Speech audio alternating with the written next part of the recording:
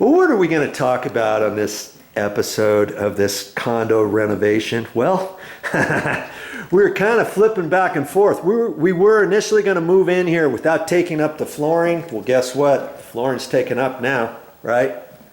Or this flooring, this wood flooring, I'm ripping that out too. And all the carpet's going to be replaced up there. And the vinyl planking, new vinyl planking is going to be installed down here. I thought I was just going to be painting ceilings, walls, baseboards, doors, door frames, and then we're going to move in. Well, we started talking about it a little bit more. And Momi's, she wants a new kitchen area. So the person came today, and let's talk about this just briefly. That's what this episode is going to be about. Okay, so if you want to watch that, stick around. So we had a guy come out here. He was from the Home Depot, and Thomasville Cabinets. I think he works for them, but he's kind of an employee that works for them. But he shows up at Home Depot, and then Home Depot sends him out to the different job sites, and he's been doing it for I don't know, 15 years or whatever. So he brought all of his samples out here, and we talked about these cabinets, and he had all kinds of samples because Momi, we kind of like the layout. We're not really changing the layout of the cabinets per se, because there's only so much we can do in this small little area. We thought about taking the soffit out, but we decided no, we don't want to take the soffit out. We don't really want to take out this little wing wall to extend the kitchen area out this way. Okay, we don't want to do anything like that. We just want to replace the cabinets, replace the countertops, replace the sink, replace the appliances and that kind of thing. Okay, but here's a couple interesting points. We're thinking, okay, now that we've decided to do the flooring too, that's going to take about 2 weeks to order and that kind of thing. And by that time, I'll be done painting all the ceilings, the walls, all the trim, all the baseboard, door frames, and window stools and all that kind of stuff. And then we'll be ready. But when he came in, he gave Momi all kinds of different ideas what to do with these cabinets, especially like this area here. You see this section here? This is all wasted space, isn't it? Because most cabinets have an end on it right there. This cabinet here has an end on it right there, right? And so this is lost space. That could be storage, right? I've seen other cabinets where maybe they do have where this backside goes all the way back there. Then you have to crawl in there on your hands and knees to try to reach something that you probably haven't used for the last 5 years.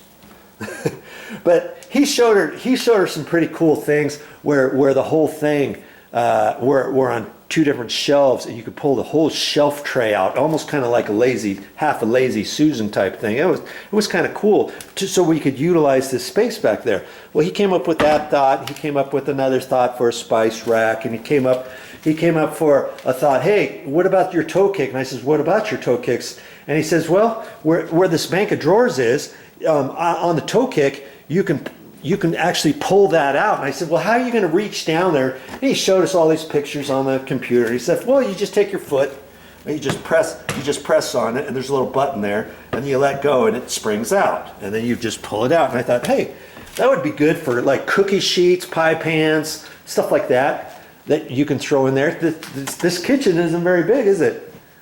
But this is what we got to work with. And so we came up with that thought. He also gave us some other thoughts like this, for this to be pull this top out. In fact, I don't think this one comes out. No, it seemed loose, but it doesn't. Where you can get hinges, and then you can pull this out, and then there's a little tray there, where you can put your sponges and rubber gloves and stuff like that in here. You just pop that down and then use it for the sink. I thought, okay, we could probably do something like that, and we're gonna do a different counter top, and he suggested putting the sink underneath the counter. which is a good idea instead of having this raised edge here. And then we're probably going to go with a different type of stove, something without this back thing, and that has a trim here that fits over the existing counter. Okay, because we want to raise the backsplash up to the bottom of the top cabinets. So that whole sheetrock area there that's painted right now, that's going to be tile backsplash, and she's going to pick out some really cool little things and different things. Okay, so you know, we were talking about that, and then the $100,000 question came up. How long is it going to take? That's the gist of this, because you know, our thought was, hey, this is all going to be, since we're painting everything, we got everything pulled apart, we're going to be putting new vinyl planking flooring down here. We're going to be putting vinyl planking flooring to continue down through there. We're putting new carpet throughout the whole thing. Let's redo the kitchen at the same time. Okay, that's our thought. Well, if you do it at the same time, there's a sequence. Obviously, before you install all the kitchen area, I want all the painting on the top done, right? So I'm going to have that done anyways. But then this whole area would be torn out and stuff, and it's going to be dusty and stuff. I'll have this floor pulled out, and then you install all the cabinets, all the countertops, you know, whatever you decide, Corian, quartz, granite, whatever, and your pre-finished cabinetry all gets installed, and your tile backsplash gets installed. You do all that generally before you install your carpets, before you install your vinyl planking, your wood planking, your whatever you're going to install on your floor. Usually your floor is going last, right? Well, we started talking, and mind you, we want to be in here in probably 3 weeks. Okay, 3 weeks should be plenty of time for me to do all my stuff of the painting and putting all the light fixtures back up, putting the ceiling fans back up, and drapery and all that kind of stuff, and painting the baseboards and everything, and the flooring. That's plenty of time, right? Well, he said, well, the cabinets, any type of cabinets, pretty much your pre-finished ones that you see at any box store, that you see at any cabinet type store that sells pre-finished Thomasville cabinets, or you know, other name brand, I think Mastercraft has some. Any of those, you're looking at about 8 weeks. 8 weeks? What are you talking about, Jackson? 8 weeks? And when they say 8 weeks, you have to take that with a grain of salt, okay?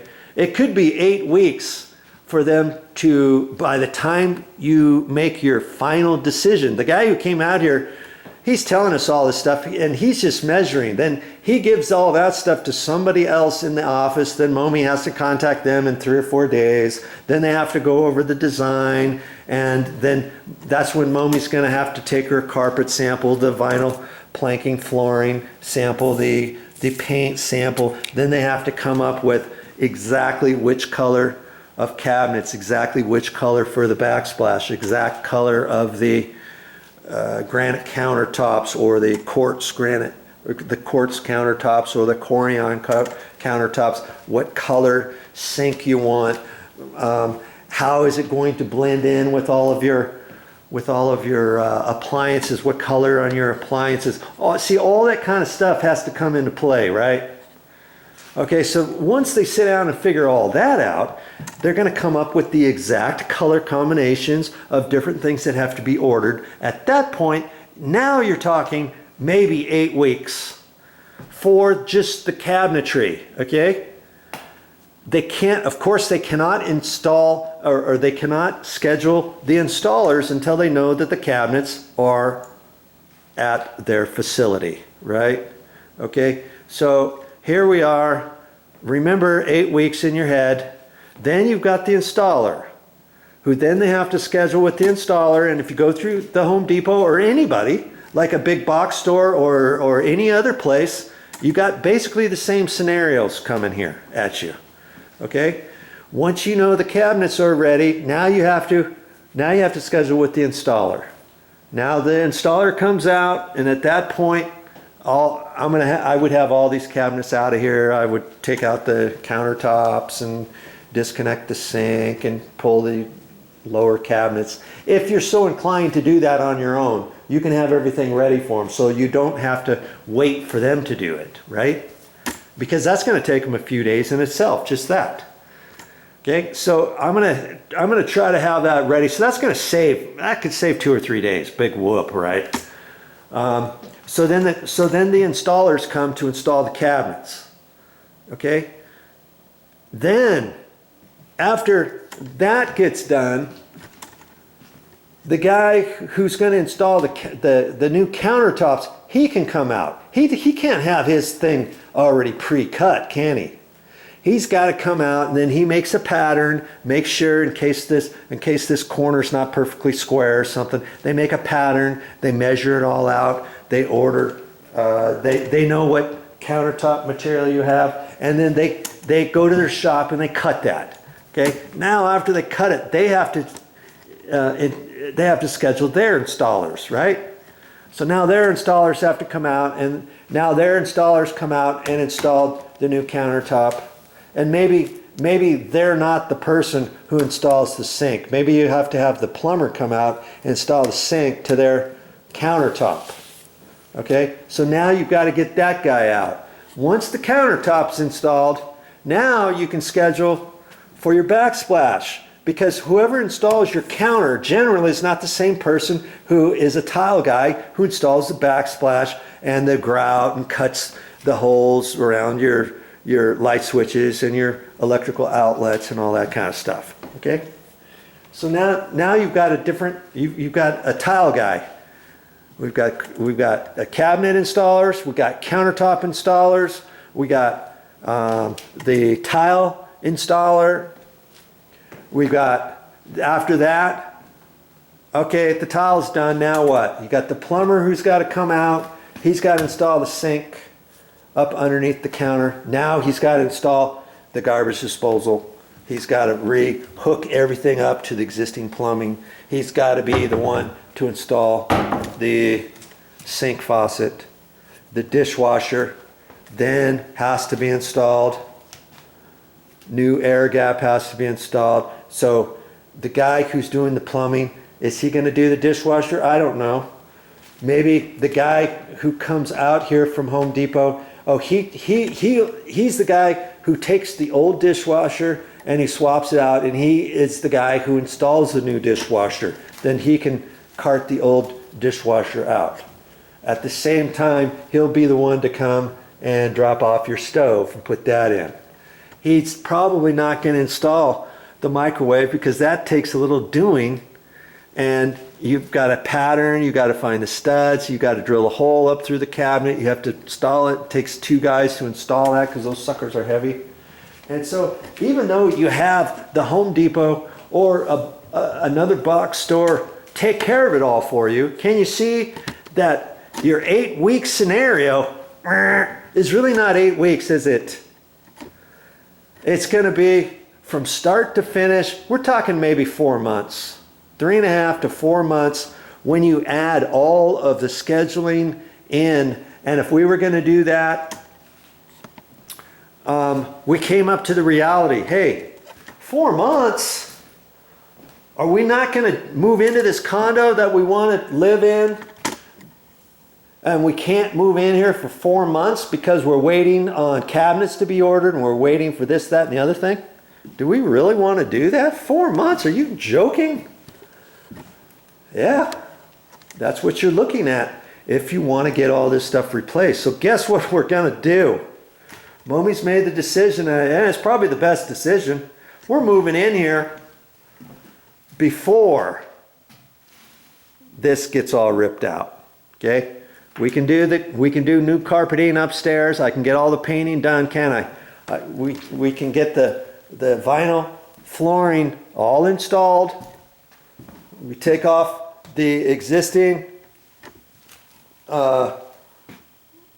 quarter round trim at the baseboard, right? I've got to slide the stove out so that the floor installers can install their vinyl all the way through there. I've got to, I think I might have to take the washing machine, the dishwasher out, because they like to extend their floor in there to a certain extent, okay? And I don't know if I have to pull that apart or if they can go right up to the feet or what the deal is, because usually there's a little front cover, so if you unscrew that cover, maybe you can get it down there far enough so that you don't have to take that out. So maybe they can do that. I'm going to have to slide this refrigerator out of the way, and those are on wheels, so I'm probably going to have to slide all those things and like put them over in this cubby area so that they can do the vinyl flooring straight from the front door all the way, and then have them work off to the left and have them work to the right to a little bit, and leave a space for where the refrigerator is and the dishwasher if they need to have it pulled out, and the stove, okay, so that they can then bring this in and then they can finish their floor in here, right? Then I'm going to have to slide that stuff back in and reuse it, and, you know, over the floor. And we can do that. And then we can live here while all this stuff, while the cabinets are being ordered, they take 8 weeks, right? And during the time that they're ordering the cabinets, she can decide which microwave she wants, get that ordered, and the stove, and the type of stove. See, we're going to do this a little bit different. This one, you just push it directly in, and there's no lip here that goes over this edge. Now see how they did this? They did the countertops. You can see the edge of the concrete, or the concrete trim edge, and how they built this up. That's not finished. You know, that's how they do it. Sometimes they should have finished that off and then given enough room to just slide this in, but they didn't. And so, anywho, we're just going to reuse the old stove for right now. Okay, well, we're going to reuse that. And then that way we can move in here in 3 weeks, because the carpet and the planking, they say about 2 weeks, but she's going to know tomorrow. Okay, and then the installers have to be scheduled, and then they have to come out here, and that's probably going to take, I'm thinking maybe a day to, if they don't get done in a day, it might be a little bit longer than a day, depending how many guys they have here. Because when they're doing the planking, they can't really have guys working on the stairs and working back and forth, running to the car to get this, that, and the other thing. They want everybody off of this floor when they're doing the planking. Okay, so I don't know if they got one crew or 2 crews coming, or the one crew's going to do the planking first, then they're going to do the carpet, or they're going to do the carpet, all the carpet upstairs up until the stair treads, and maybe they do the bottom stair tread last after the vinyl flooring's been installed. Who knows? But anyways, they could take a couple days, right? And at that point, if they don't come here for 2 weeks, or a little over 2 weeks, that gives me enough time to paint. And I've got to paint all the ceilings, the walls, the baseboard, and these ceilings, because they're tan color, I'm going to paint them a ceiling flat white. I'm more than likely going to have to paint all the ceilings 2 coats of white paint. Yeah, it's going to take me a lot longer, and I'm hoping to only have to paint 1 coat of the paint that Momi wants on the walls. And she's picked out this color, Willow the Wisp. And she's picked that out, and I'm going to put an eggshell. It's kind of like a satin finish, but it's an eggshell finish in between flat and semi-gloss, let's say. Okay, it's not semi-gloss, it's not flat, it's in between, and they call it eggshell. Okay, and so I'm hoping to get everything covered in just 1 coat. Now obviously any place where I see soiled areas on the walls, up here, over there, in certain areas, I might put a little bit of Kills. I'll first try to clean that with my simple green, but that's on flat paint, so I'm only going to be able to get it so good, right? And so before I put the finish paint on, I might put a coat of Kills on there first. Kills is a primer, so that I don't get any of this bleeding through my new paint.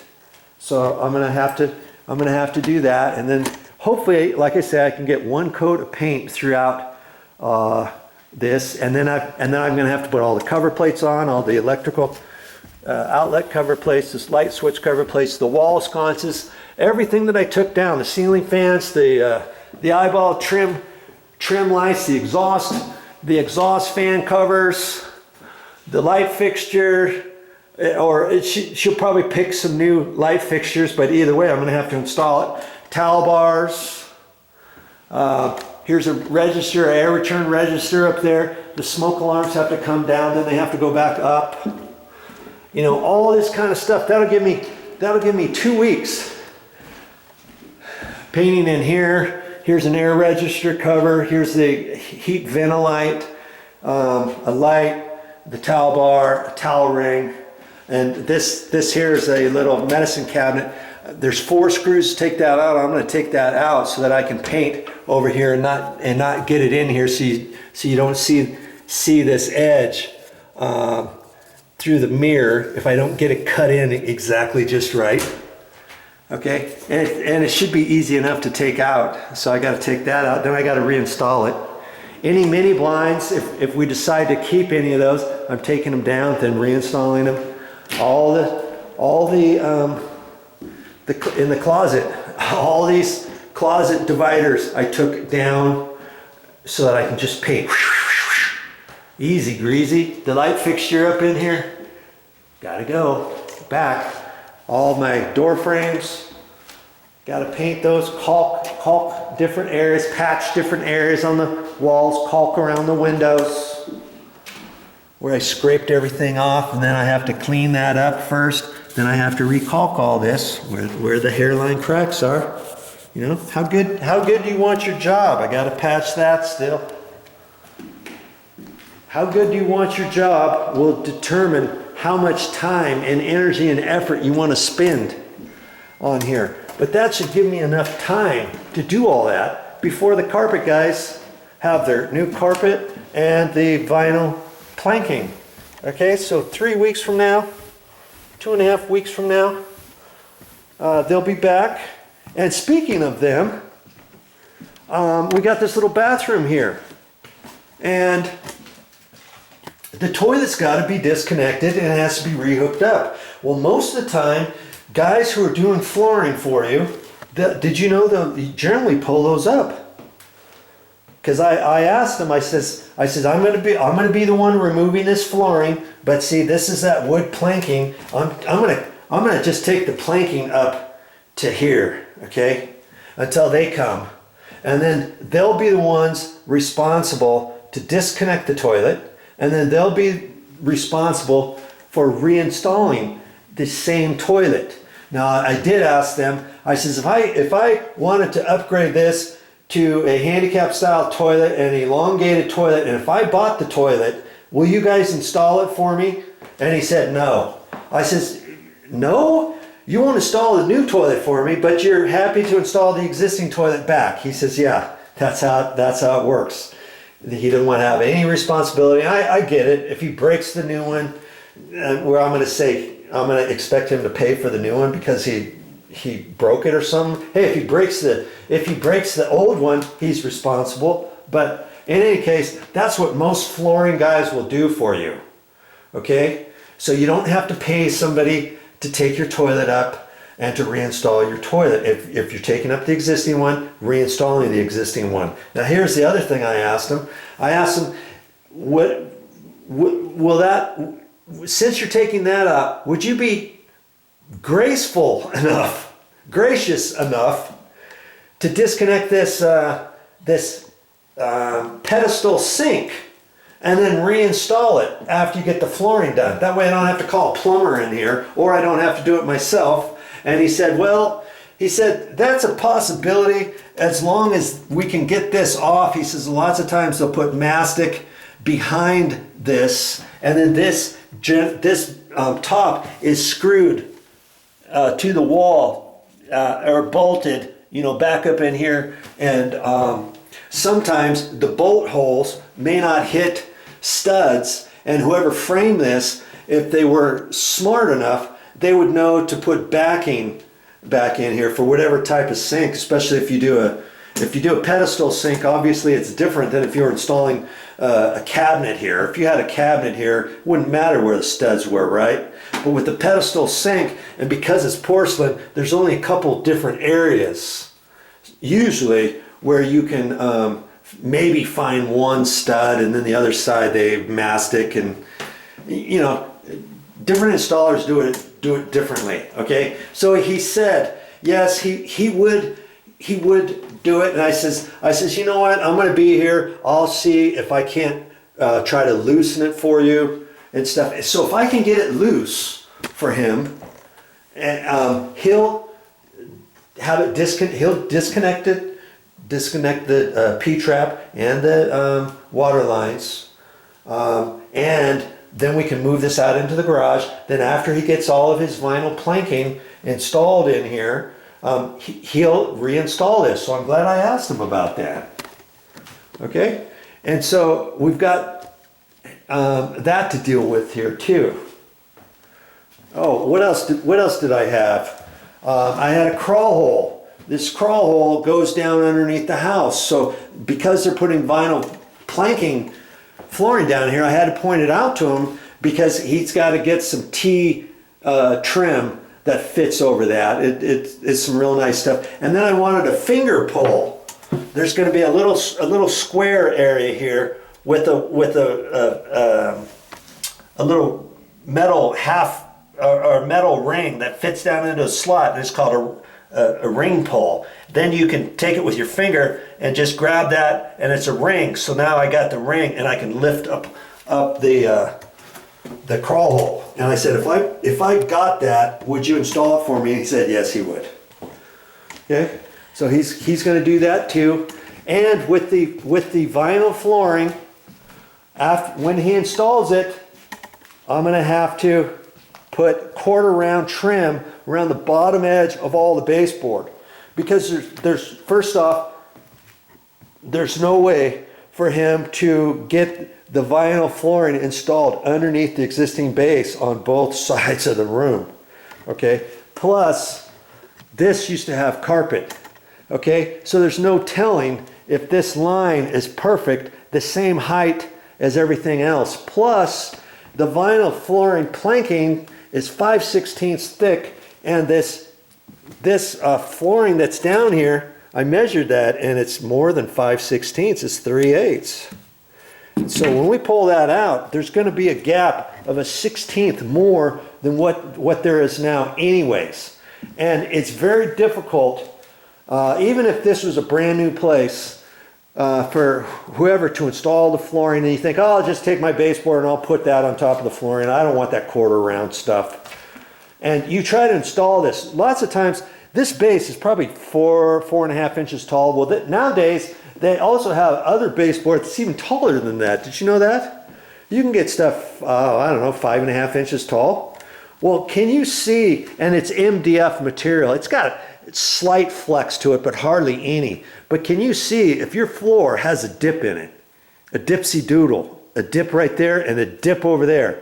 There's no way you're gonna push this and contour this tall baseboard into your dips, or if you have a hump in your floor. You're really gonna take a 16-foot long piece of MDF baseboard and bow it down and then up and then back down perfectly to align with your hump. It just never works. I mean, you'll get 80% of your floor base nice and tight, but then in other areas, oh yeah, I see what he's talking about. There's a gap, there's a gap, there's a hump, there's a gap, there's a dip, there's something else. and it just never works. There's no way to get this perfectly tight down to the floor. So it behooves me to want to even think about pulling out this base so that he can put the vinyl flooring in here so that I can either reinstall this existing base or install brand new base. It's just not going to work because no matter what I do, I'm still going to have some gaps like this, okay? No matter what. And I don't want those gaps there. And so that's why I use the quarter round. Quarter round is just a trim like they installed around the cabinets here. See, they put the flooring, and they can only get the flooring cut so close to the cabinets, right? So then they use this stuff called quarter round. It's just a quarter of a round circle that's cut. That's why they call it quarter round. Okay, and they installed it like that all the way around there. That looks nice. I mean, they didn't necessarily have to use as fat of a quarter round, or they could have used a slightly different trim if they wanted. You don't have to use quarter round. You can use other type of trim that's smaller. And so that's generally on floors with tall baseboards. Usually you're going to see that quarter round. You may never have even noticed it. And brand new houses do that. Did you know that? It's not just rehab places or refurbished renovations or something. Lots of brand new places, quarter round all the way around there. A little piece of quarter round here, little piece there, little piece there. You know, because this is a round corner. Or you can get, on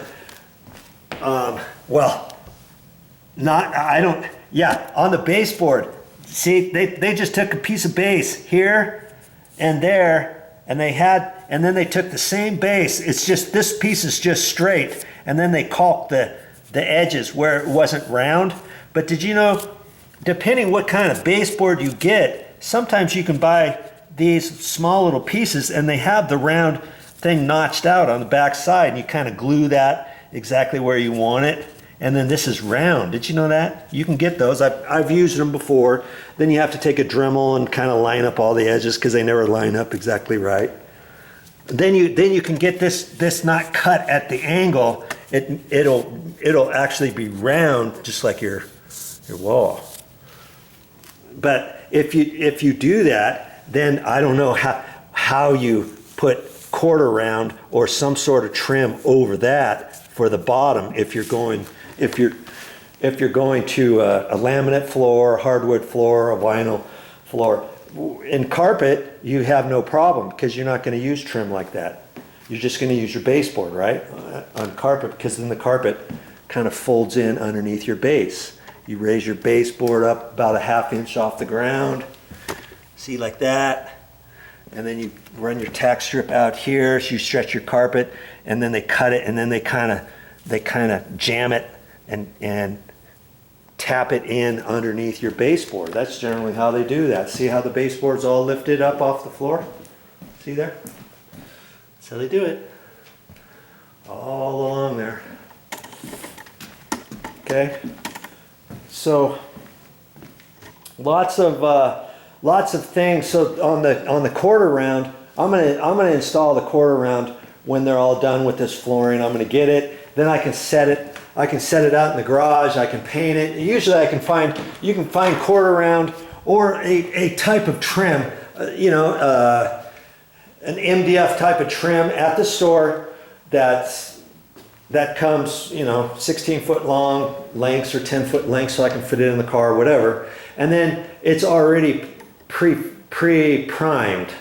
It's already white, but then I'll have to put a coat of paint on it. I can come out here where the craft paper is. I can paint it, and then I can bring it in. I can cut it to all the right angles and stuff. This is after we move in here. That can be a project of mine weeks after we move in here if I want. It doesn't have to be the next day, right? And then I can put it on there. And I thought, how can I do this without showing any nail holes? I don't have a nail gun with a little brad nailer to tack it in there. I'd have to pre-drill it and use little finished nails, like 3-penny finished nails. or something like that, and nail set them in, and then caulk the nail heads and hope the nail heads don't dimple in with the caulking and all that kind of mess. I think what I'm going to do is I'm just going to put some caulking on the back side of the quarter round or whatever trim I use. It might even be just a flat trim 5/16 with an oval and maybe an inch tall or an inch and an eighth tall. Something almost kind of like a doorstop material, you know, where it's straight on one side and flat on the other, and I could put that straight side facing down. A little bit smaller than this and thinner than this. You can use trim like that with the little round edge facing up, and then I can caulk that. I can glue that to the existing baseboard, and then I can put masking tape on it, right, to keep it until it dries. Then I can pull the masking tape off. Then I can carefully caulk the top edge because it's only going to be on the baseboard, you know, maybe this high from here down. Caulk that top edge because the baseboard is all white, obviously. And then this bottom piece is already painted, right? That way I don't have to cut it in next to the floor, okay, on the new piece of trim that I put in. And then I'll just repaint. I'll just take a paintbrush, and I won't go all the way down, but I'll paint a little bit of trim here and on the inside top corner, and then from there just up to this line, just so it doesn't look like I try to swish the paint on there. At least go from here up to that line. I won't have to repaint this top OG trim and up against the wall color and cut that in and all that. I just paint it right there. Boom, boom. Put a little piece of cardboard down, a little piece of my craft paper, slide that down there and paint up to that. You know, and slide that along, a little 3 foot long piece of it, something. And then that'll finish off the flooring. So there's your thoughts on installing flooring and how to trim it out properly. Now the other thing I've got is, you know, obviously these door frames, the door casing is existing, the door jamb is existing, so there's a gap there, right? Well, how much time and effort do I want to spend on that when the flooring guys get done? Because my quarter round trim is just going to stop right here. I'll probably back bevel it at a 45-degree angle or something, and so my trim is going to be from there that way. So this gap is always going to be there, right? Well, if you really want, you could caulk that. You could put masking tape up in here, and then you could caulk that. You know, because this is such a thick line, I would caulk enough to get under it first. Let that dry, wipe off the excess, and then I would take. After that dried, the next day or 2 days later, I put another thin bead and go around there nice with my finger and put masking tape on the floor or whatever, and then I can wipe off any residue with a sponge and a wet finger, and I could clean that all up. And so from this edge down would be white, wouldn't it? Because I'd use white, bright, brilliant white caulking, and I would get that line, that gap out of there. And I would have to do that around each door frame, wouldn't I? See there? See the gap under there? That one's not as bad, is it? This one's almost nice and flush.